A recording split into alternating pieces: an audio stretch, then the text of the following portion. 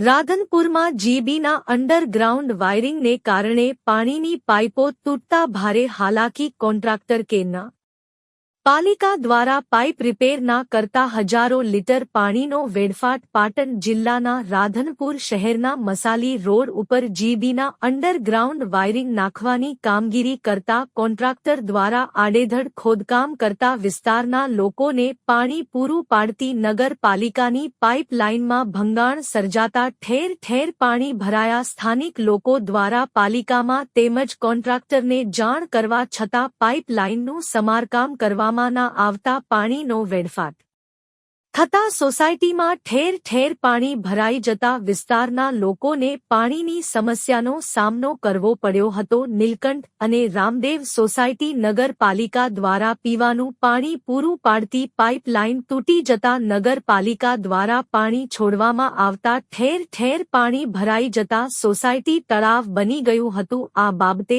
સોસાયટીના લોકો દ્વારા રજૂઆત બાદ પાલિકા દ્વારા સમારકામ કરવામાં આવેલ નથી. જીબીના કોન્ટ્રાક્ટર દ્વારા પાણીની પાઇપલાઇન તોડી નાખતા છેલ્લા 4-5 દિવસથી સોસાયટીમાં પાણી આવતું ન હોય જેને લઈને લોકોને પાણીની સમસ્યાનો સામનો કરવો પડી રહ્યો છે. તાજેતરમાં યોજાયેલ નગરપાલિકાની ચૂંટણી દરમિયાન વચનો આપીને ગયેલા નગરસેવકો પણ અહીં ફરકતા નથી જેને લઈને રામદેવ અને નીલકંઠ સોસાયટીના રહીશોને પાણીની વિકટ સમસ્યા વેઠવાનો વારો આવ્યો છે.